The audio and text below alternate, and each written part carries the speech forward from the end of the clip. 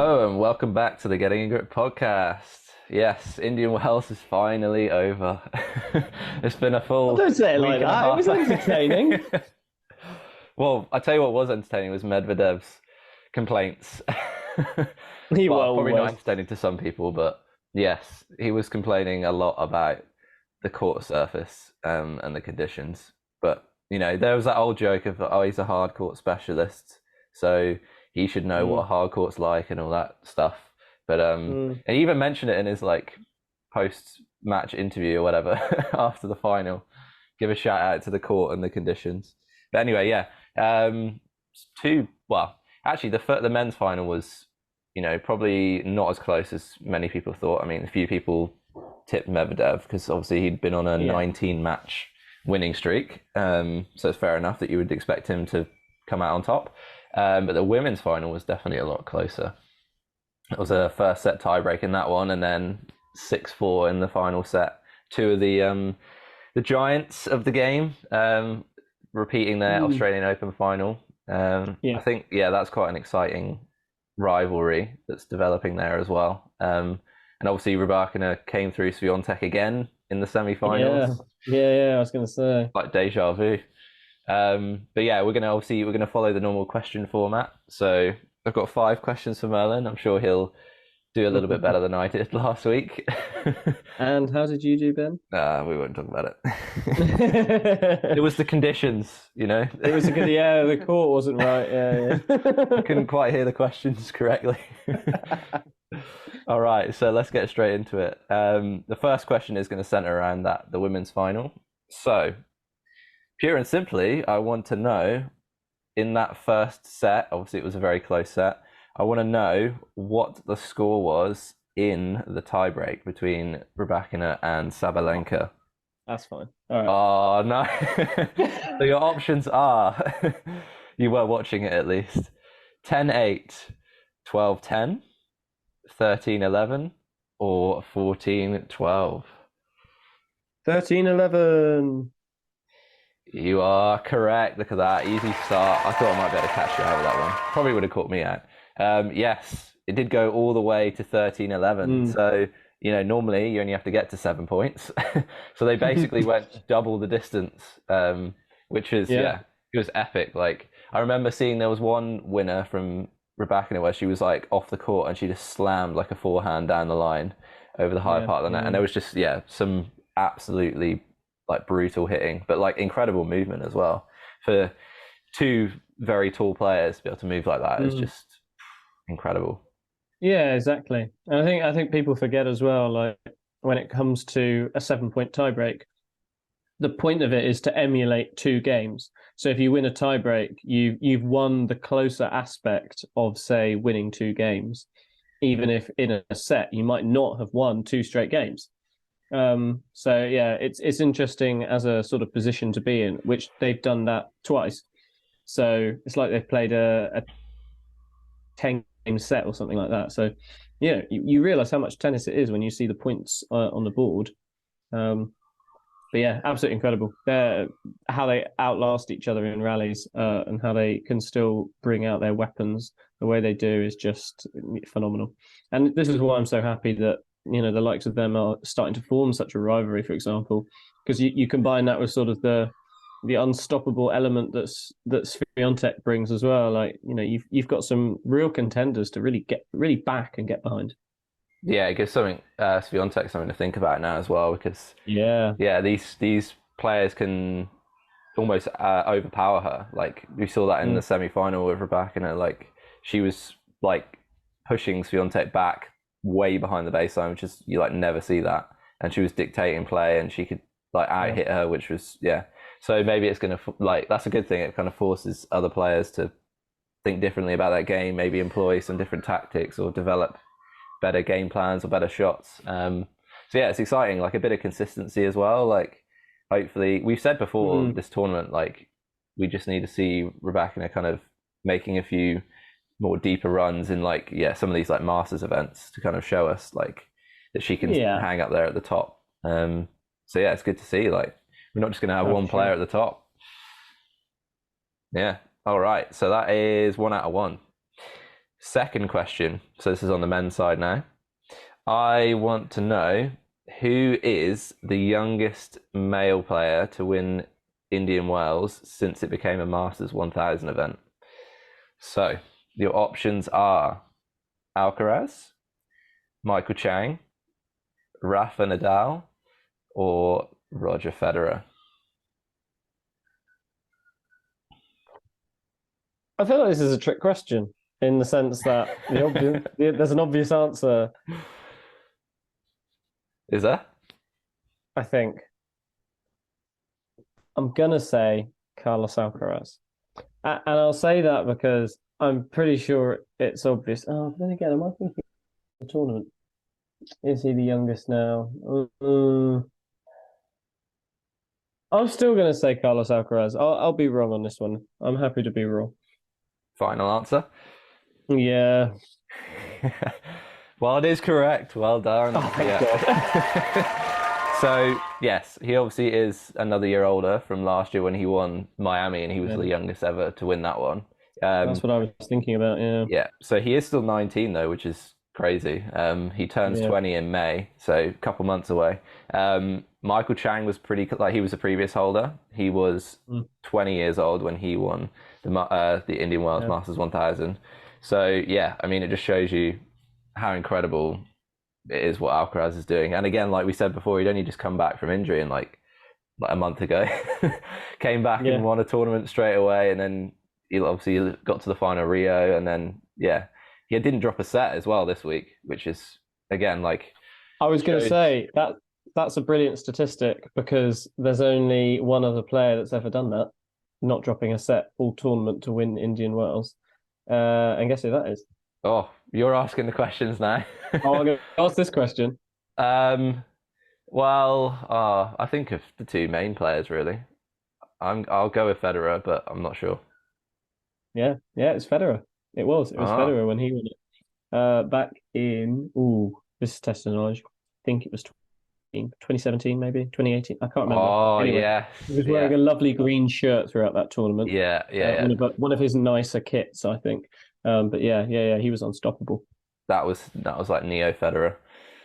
Yeah, he won Indian Wells and Miami that year. Well, he won like both things. It was like some sort of weird rejuvenation for him. Yeah. Well, that was actually when he adapted his game to sort of take points quicker and shorter. But yeah, anyway. Yeah. So there you go. Yeah. I mean, what have you made of like the way Alcaraz has played like this week? Do you feel like there's anything different about his game since he's come back from the injury? No, I don't think there's much different about his game. I think he does try and end points a bit earlier now. I think he was a little bit more willing to trade on slightly bigger sort of cross-court forehand angles and stuff like that. But I think now he's probably trying to end points a little sooner because he knows that his style of play is something that if he puts his body into those positions too frequently, then it increases the risk of more injury again. But no, I don't think it's really changed any of his desire. I don't think it's changed any of his ability on the court, for example. He's hitting those shots awesome, better even. Yeah, it's scary because you know how fast he can hit off both sides, and if he's able to find that a little bit more consistently, like I mean, the scary bit is how well he can hit from being in a very, very uncomfortable position. Sort of, sliding into a ball and being completely off balance, yet still able to compose himself at the depth on the ball. And that's the key thing, isn't it? Getting that depth. Like when he's putting a ball up in the air, a defensive ball, it doesn't land near the net. It does land near the baseline. And that makes the difference. How about those lobs as well? Some of the lobs he was hitting. Ooh, just the amount of like topspin he was generating. He was even hitting lobs like downwind and still getting it like over the player, which is just a joke. But yeah, you're right on the stretch. Like he's able to hit like those backhands almost at full pace, even on the stretch. He's able to like almost block it, like land that back leg, and then just like block the pace back. And yeah it's crazy. But yeah, I think generally his point construction's a little bit smarter. Like he's picking better times to come in Whereas before it was a little bit, sometimes he'd like approach on an angle or like a shot that wasn't good enough really, and then he was just getting beat at the net. But now it's like he's also employing Yeah. that slice serve, so standing a bit wider, getting them right out of court, and even with like Medvedev's incredible return, he was still able to get those like volleys on the stretch as well, which is yeah. Dare I say, I think he's gotten a little bit of inspo from Cameron Norrie on that one, because that slice serve is something that Norrie does really exceptionally well, and sort of taking players out of position. But yeah. Yeah, you almost know what they're going to do, but it's kind of almost impossible to stop it anyway, because you got to come up with like, if they're going to like approach, come to the net off the serve, you got to hit like an incredible angle return to get it past them. So yeah, it's a percentage play. It's a smart play. So yeah, so 2 from 2. Okay, number 3. It's another Alcaraz question. This one's quite interesting actually. When I find this stat, so how many drop shots does Alcaraz deploy per match on average to the nearest whole number?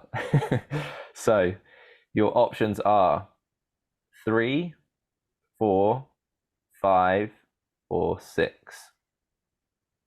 Well, I thought there'd be some difference between the numbers. Oh, he's very good at getting to them. That seems quite, yeah, those two numbers seem still quite low to me. Maybe it's per set. I'm not sure. I thought it was per match when I looked at it. Now I'm questioning. I'm going to go with the higher number. I'm going to go with 6, because I think that, again, I don't know. You could be structuring these questions to put me off, hence why you put 6 at the end, because that's putting me off. But I'm going to go with 6 because my inclination is that he goes for more, because I know how good he is at moving players off the court. So drop shots, often a good shot to play, especially with how hard he hits the ball. Okay, final answer? Yeah. It is incorrect. It's actually 4. Well, technically, the specific numbers are 2.83 on the forehand side and 1.34 on the backhand side, compared to the tour average of 0.85 on the forehand side and 1.05 on the backhand side. Yeah, so it's higher than the average. Okay. Yeah, it's also highly weighted towards the forehand side, which is kind of unusual actually, because most players I thought that sounded unusual.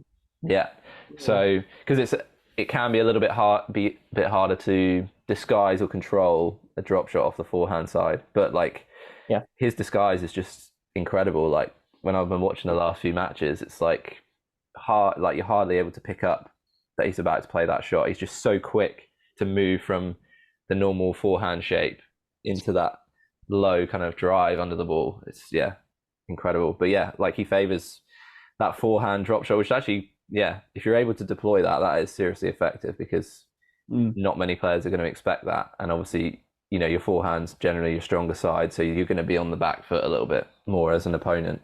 But yeah, it just shows you that like it's not just about the speed with him. Like obviously you can hit 100 mile an hour off both sides, no problem. But the fact that then players are thinking about that, and he's able to have the feel to play these drop shots, it just adds a whole new dimension to his game. And he obviously employed it a lot this week as well, into the wind especially. Like Medvedev was there were times obviously where he's like, he likes to play quite deep, and Alcaraz is just dropping these shots just over the net and he's got no chance of getting there. So it's not just about the speed with him. Again, it comes into this kind of point construction that we're talking about as well, like picking when to play these shots as well. He's just a little bit smarter about when he's playing them, because I think before he was a little bit too eager to play the drop shots as well, and like you get caught out sometimes. But now it seems to be a bit more of a percentage play for him. So I don't know what you make of that kind of general style. Maybe he's bringing it back into the game, like other players are going to start using the drop shot more perhaps. I think naturally the game's going that way though. I think in general tennis, especially men's tennis, is coming back towards using drop shots, because everyone's become some sort of baseline specialist now. Everyone's great at trading, great at building. Playing from the back is something that everyone, if you're any good on the tour, you have to be good at it. Whereas the other things are sort of supplementary to that.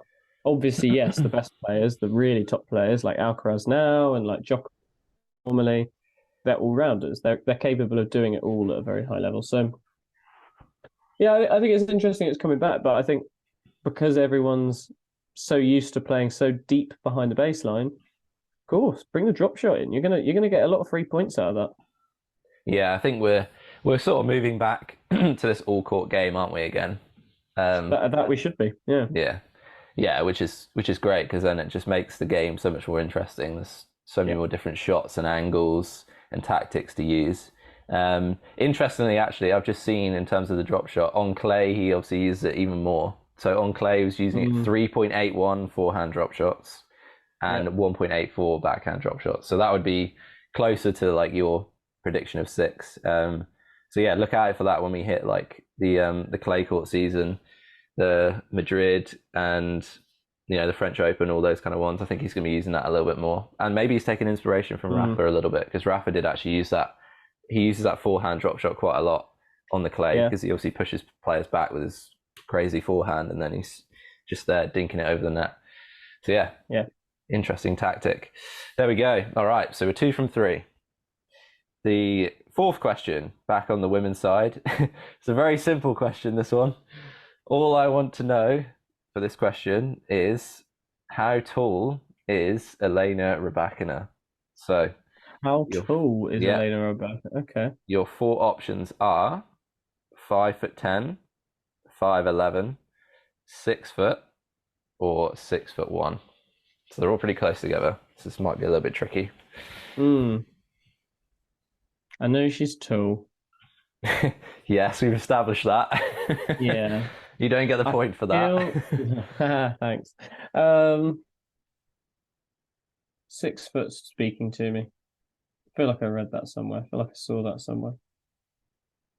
Plus, I think they're the same height as me. Oh. Yeah, we'll go with 6 foot. You're not 6 foot. Yes, I am. What are you talking about? Somehow you went really like almost like Cockney then. You were like, yes, I am. Okay. 6 foot, final answer? 6 foot, yeah. Okay. Well, you are correct, yes. Well done. She's just over 6 foot, actually. She's 1.84 meters. So obviously 1.83 meters is 6 foot. So she's taller than me. She's a centimetre taller than me. Yeah. Oh, we're the same height, exactly. Well, it must be, yeah. Yeah, 1.83. Well, in the morning, and then I shrink a little bit in the afternoon. Well, it's true. Gravity just I know, but still. Genuinely, it is true. Like, yes, I've been measured in the morning and in the evening, and like literally I'm like 5'11" in the afternoon, which is like, oh. Thank you. Anyway, yeah. So yeah, that just shows you kind of the way the game's moving. It's also similar on the men's side, right? We've got a lot more taller players. You get like on the men's side, you get regular players who are like 6'4", 6'5" now, who are able to move incredibly well. And obviously, when she was up against Sabalenka in the final, Sabalenka is, I think she's 5'11". So again, like incredibly tall, really, to be able to move that way. But also, if you're able to do that, then you've got obviously going to have that power, and you're going to have that the weapon of the serve as well.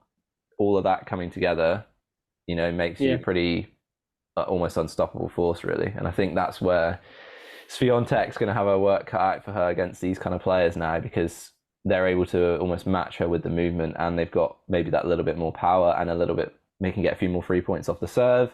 So it's going to force her maybe to, I don't know, try different tactics. I would like to see her use a bit more variety. Like, she likes to obviously just go all out aggression from the baseline, but I think employing the slice, drop shots like we talked about, things like that, just mix up your game a little bit.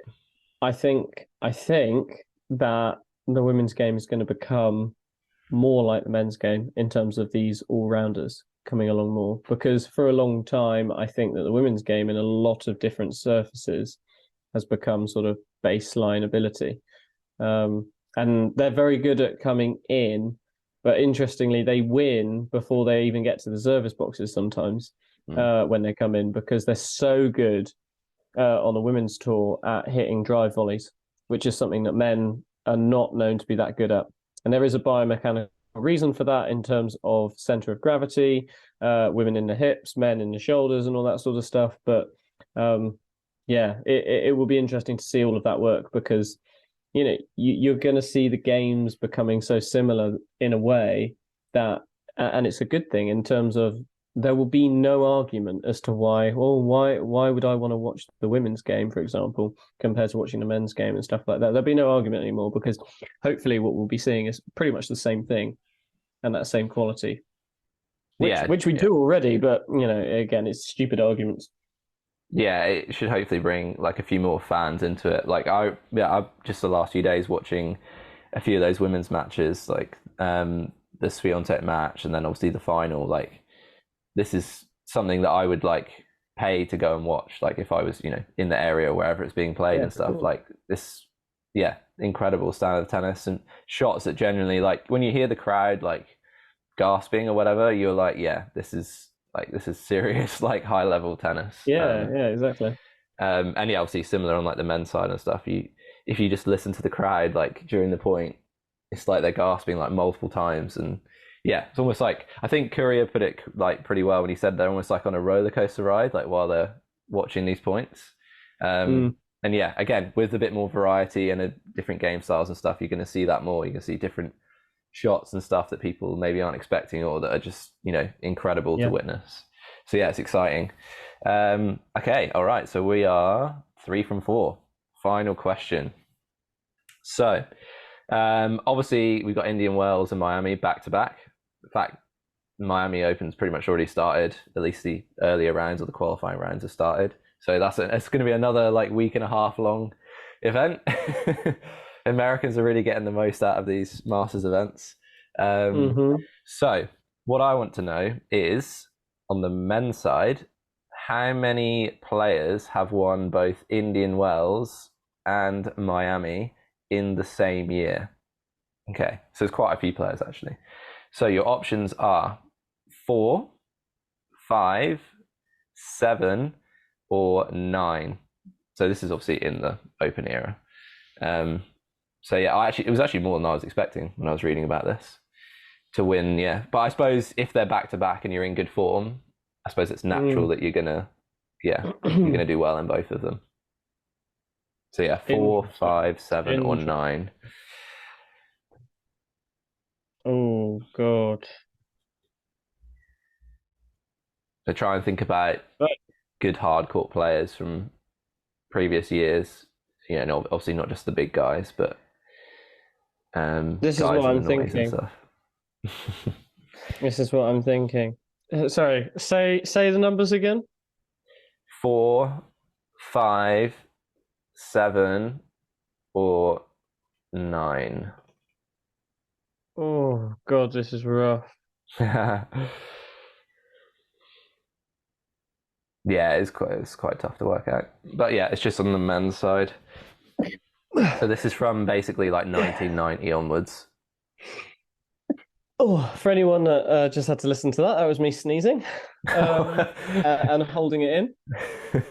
I'm not retching at the question. Could have put yourself on mute while you did that. I didn't, but I suppose I could. Right, 4, 5, 7. Again, I'm gonna go. He's just trying to buy time. I am. I'm gonna go with 9 because I know it's a lot, but at the same time, I think there have been quite a few good hardcourt players over the years who are capable of that. Well, give me a few, like off the top of your head, what you're thinking. Players that I'm thinking, obviously Novak Djokovic, obviously Federer. I would be thinking Andy Murray's done it once. Potentially. Oh no, he's never won Indian Wells, has he? Yeah, not Andy Murray. Am I talking myself out of 9? Andy's not done it. Oh no. All right, we'll go with 7. 7's my final answer. Oh, plot twist. Oh, it's interesting you should say that. Because it's correct. Well done. Wow.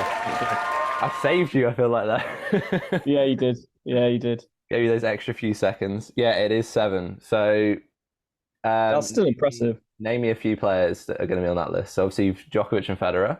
Who else do you think's on that list? Djokovic, Federer. John Isner? No. No, the American's not done it. I know he's won Miami before. Because he had an incredible year where he won quite a couple of top hardcourt tournaments. Um, oh, interesting. So maybe not a big server. Um, in the open area, Yeah. Leighton Hewitt. Nope. Sampras. Yes. Yeah, that makes sense. That makes sense. Agassi is another one. Agassi, of course. Korea. Chang? Did Chang manage it? Chang did it in Chang 92, managed yeah. it. Korea managed it. Marcelo Rios, who I didn't even know who that was. Was Becker open area? Yeah, with Becker maybe? Becker didn't do it. Not No, from he what I can didn't see. do it. No. Interesting. Do you know how many times Federer and Djokovic have done it individually? Like how many times they've won them both in the same year?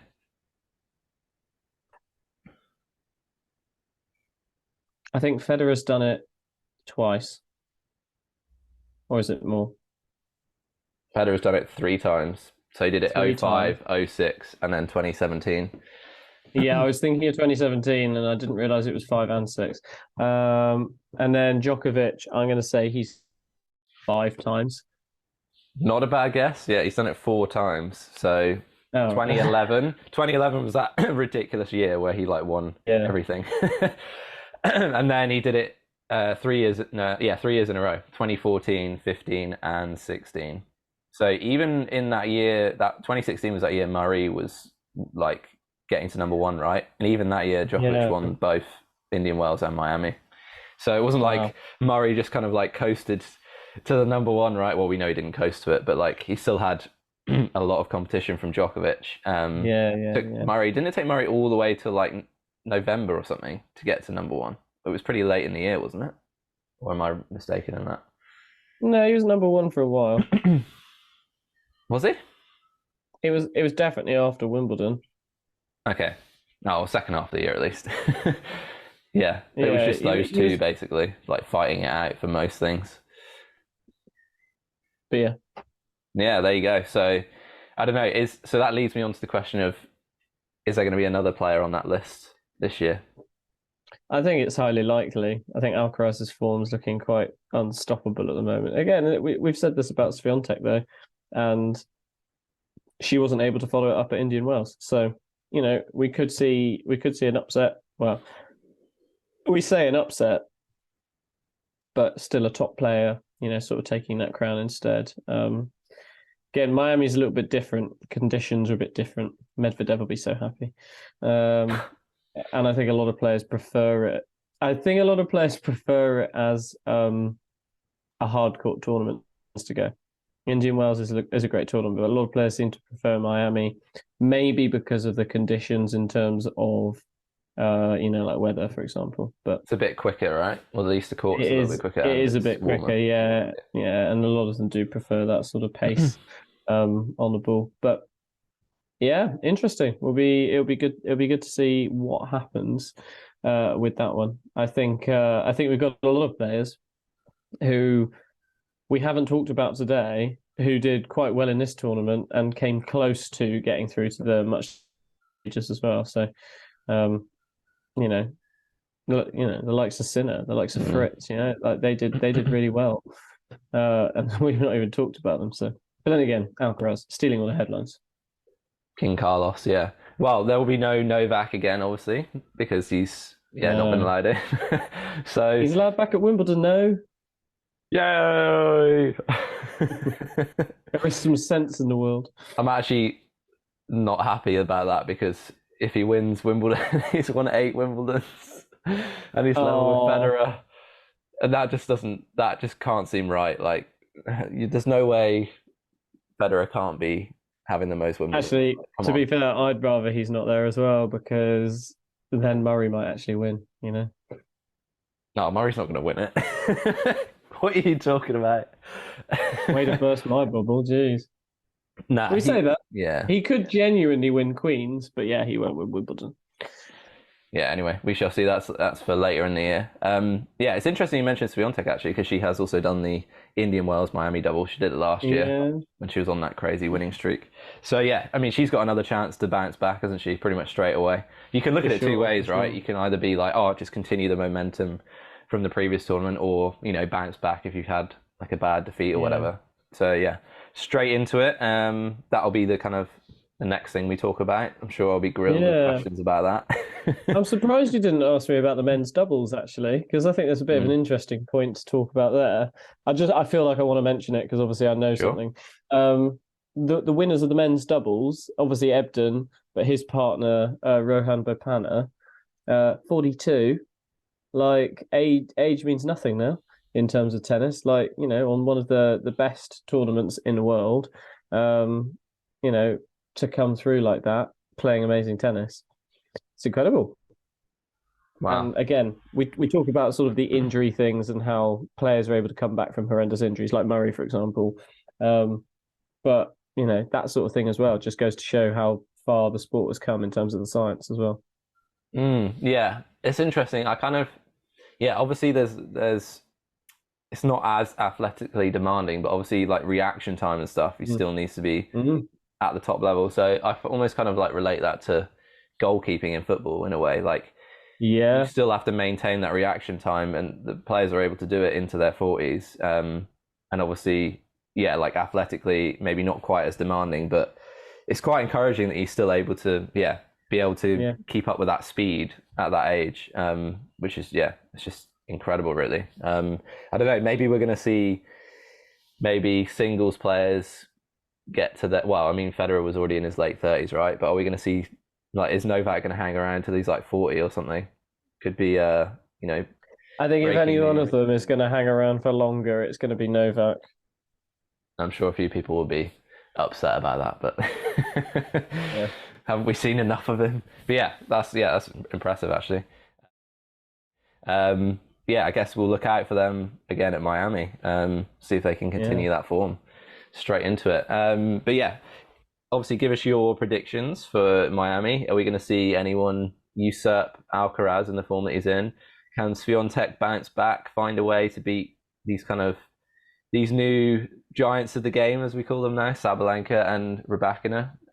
Interesting kind of rivalries developing there. Or will it be someone else comes out? And obviously if you've liked it, give us a follow on wherever you watch it or listen to. So Apple, Spotify, etc. on podcast platforms, on YouTube. Like it, share it around, and subscribe. And we'll see you in the next one.